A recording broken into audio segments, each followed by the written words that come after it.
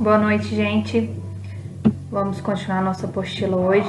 Desculpa a interferência de barulho, a gente está tendo um ruído na comunicação, porque os vizinhos aqui estão com som na maior altura, mas infelizmente vou tentar falar o mais próximo aqui do microfone para não ter ruído atrapalhando vocês. Vamos falar então sobre o processo de comunicação. Vamos lá.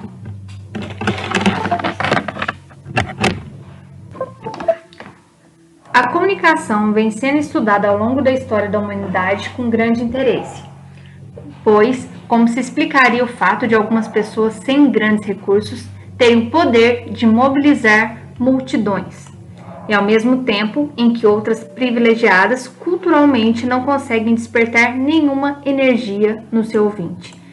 Gente, quando fala em mobilizar multidões, eu só lembro do Hitler. Hitler veio de uma família pobre. Hitler nem era alemão, Hitler era austríaco e ele conseguiu mobilizar multidões com seu discurso. É algo assim impressionante, o poder da comunicação.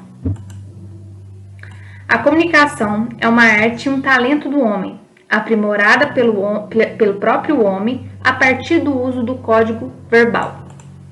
É importante notar que nunca haverá unilateralidade na comunicação, ou seja, nunca ninguém se comunica sozinho. Sempre será necessário o processo de um emissor, quem emite a mensagem, e um receptor, quem recebe a mensagem, e imprescindivelmente um desejo. O processo de comunicação pode ser ilustrado pelo modelo abaixo. Emissor, receptor, comunicação verbal, comunicação não verbal. Falar em público é uma necessidade admitida por estudantes e profissionais de diversas áreas, como administradores, professores, jornalistas, principalmente também, o pessoal da área do direito.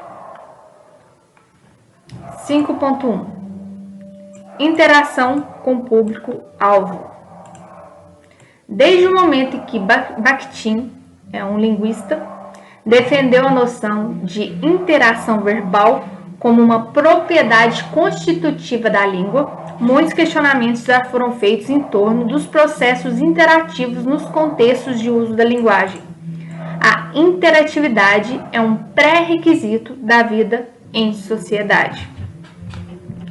O desenvolvimento da linguagem só foi possível devido ao fato de os seres humanos terem a capacidade de interagirem uns com os outros, partindo inicialmente da necessidade na execução de tarefas básicas de sobrevivência, passando pelo instinto de reprodução, até evoluir para necessidades mais complexas da comunicação. Mesmo admitindo a existência dessas outras instâncias interacionais da vida humana, as nossas reflexões neste momento só contemplam as peculiaridades da interação verbal, ou seja, existem outros tipos de interação? Claro que existe, mas a gente vai focar na interação verbal. Portanto, a interação é definida como a base de construção do conhecimento e da dupla natureza da linguagem cognitiva. O profissional que deseja ser um expositor eficaz precisa conhecer técnicas que o auxiliem a falar em público e ter perseverança para desenvolver essa habilidade ao trabalhar a voz e o corpo. Falar com a audiência e não para a audiência, criando a interação com o público. Além disso, é necessário identificar o grau de conhecimento do público para utilizar uma linguagem adequada com as capacidades cognitivas e a compreensão do público-alvo. Gente, sobre essa questão da interação com o público, vocês já participaram de alguma palestra, assim, que parece palestra bem ruim, bem entediante, assim, que você sente aquela vergonha alheia que o palestrante não está conseguindo prender a atenção do público, o público está conversando, está mexendo no celular, não é horrível? Isso porque não conseguiu gerar essa interação. Para ter essa interação, gente, a gente tem que falar a linguagem adequada com as capacidades cognitivas da plateia. Por exemplo, se eu falar um juridiquês com vocês não, porque aqui eu nem falo tanto juridiquês, mas, por exemplo, legislação tributária com os meninos da administração. Se eu falar um juridiquês, eles não vão compreender primeiro, porque eles não estão numa faculdade de direito, mesmo se tivessem, seriam estudantes em anos iniciais. Então a gente precisa identificar o nosso público-alvo para a gente falar de uma forma que eles possam compreender. Porque antigamente esse português rebuscado era elogiado, mas hoje em dia não. Nós, para sermos considerados bons comunicadores, nós temos que saber como passar a nossa mensagem. Não adianta falar e ninguém entender nada. Já ouviram, já falei com vocês, né? Falar daquele professor que sabe muito e não sabe passar? É mais ou menos isso. A tão falada glosofobia, o medo de falar em público. O medo é a sensação que todo ser humano sente quando algo ou alguma coisa o ameaça.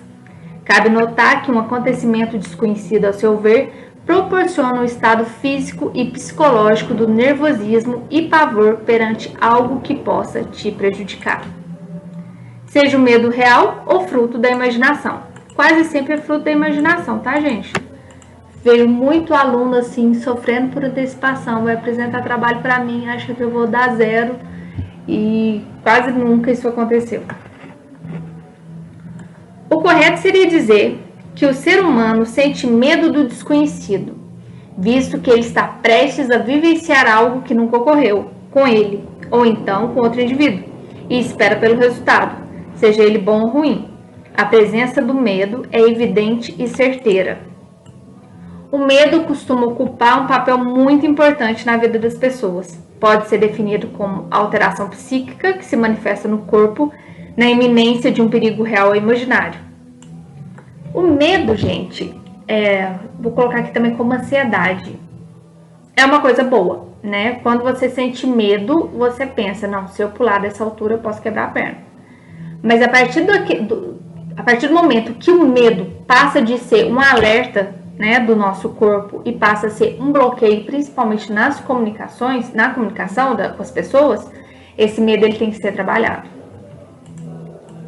O medo está latente no ser humano e manifesta-se no instinto de autopreservação e autodefesa.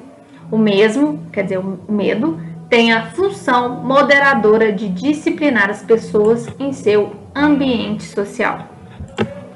Na área das comunicações, falar em público costuma despertar muitas inibições causadas principalmente por sentimentos de inadequação e vergonha. Acrescentam-se a isso os complexos de inferioridade ou de superioridade ou perfeccionismo exagerado, as inseguranças quanto à autoimagem, o medo da rejeição, a baixa autoestima, a preocupação excessiva com a crítica alheia. E pronto, está completo o bloqueio da comunicação. Gente, eu acho que essa questão do medo da rejeição é o que mais afeta na hora de falar em público. Quem não está acostumado, quem é inibido, porque não tem problema você ser tímido. Ser tímido é uma coisa, inibido é outra coisa. A inibição, né, te bloqueia totalmente.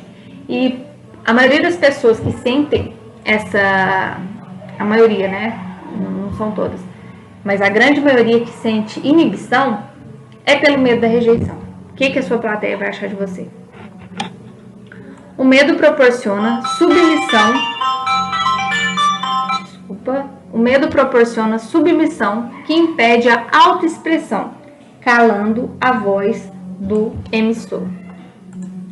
A crítica é uma alimentadora do medo e muitas vezes é interpretada como algo negativo de caráter agressivo que, diante da plateia, o orador é julgado sobre suas ideias e conhecimento que não atendem às expectativas dos ouvintes. Porém, ser criticado não significa que o orador falhou. Deve ter em mente a fonte primária dessa crítica e se ela tem fundamento ou não, pois sem argumentos não passará de uma opinião.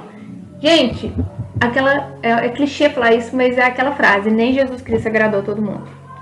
Você pode ser o melhor orador que alguém não vai gostar da sua palestra. Tem uma frase que eu gosto muito, que eu aprendi num curso de oratório, que eu fiz há anos-luz, eu ainda era estudante. O que pensam de mim é problema deles. A partir do momento que eu preparei a minha palestra, que eu preparei a minha aula, que eu dei o meu melhor, e X ou Y entendeu que a minha palestra foi um saco, foi péssima, é um problema deles, é uma opinião deles. A gente não tem que ligar com isso. Por isso, a crítica intelectual é baseada em conhecimentos somados de plateia. Refere-se a algo não observado pelo orador que deve ser investigado pelo mesmo de forma construtiva, buscando evolução, tornando-se uma maneira eficaz de subjugar obstáculo, de acordo com Túlio de Barros. Bom, gente, toda crítica é construtiva? Não, a maioria das críticas não são construtivas. Óbvio que você tem que absorver. Qual foi a fonte daquela crítica? Foi alguém que sabia do assunto? Foi uma professora, um professor que quis te alertar, falar, olha, você podia ter apresentado de tal forma? Ou não, ou foi um colega que te detesta e que só baixar sua autoestima. Então a gente tem que ter esse carinho com a gente mesmo, sabe? Saber filtrar, entre aspas, essas críticas. Eu vou ficando por aqui.